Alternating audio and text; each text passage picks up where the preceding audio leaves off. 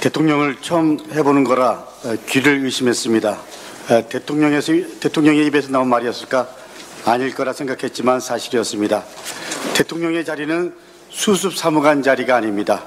대한민국을 이끌어야 할 최고 책임자 자리입니다. 지금 대한민국은 고물가, 고유가, 고금리, 그리고 고환율로 국민들의 고통은 날이 갈수록 심해져 가고 있습니다. 분식집 사장은 팀가루 가격 상승이 무섭다고 합니다.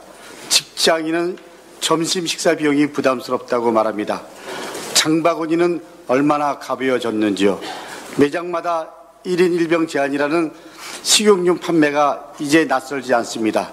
이런 상황임에도 대통령은 근본 대책이 없다고 자신 있게 말했다고 어제 언론 속보로 나왔습니다.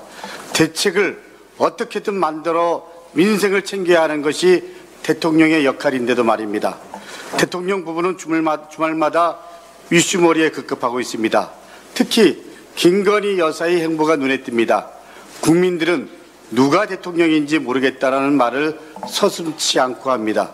윤석열 대통령 부인인 김건희 여사가 최근 광폭 행보로 주목을 받는 가운데 윤 대통령 부부의 멘토 논란이 있었던 천공이 동영상 강의에서 영부인 역할론을 강조한 사실이 언론에 보도되기도 했습니다. 영부인이 바빠져야 국익에 엄청난 길을 열어간다며 정치를 대통령 남자들이 한다고 하지만 그 안의 정치는 영부인이 하는 것이라고 했습니다. 최근 김건희 여사의 행보와 일치하는 그의 말에 소름이 돋습니다.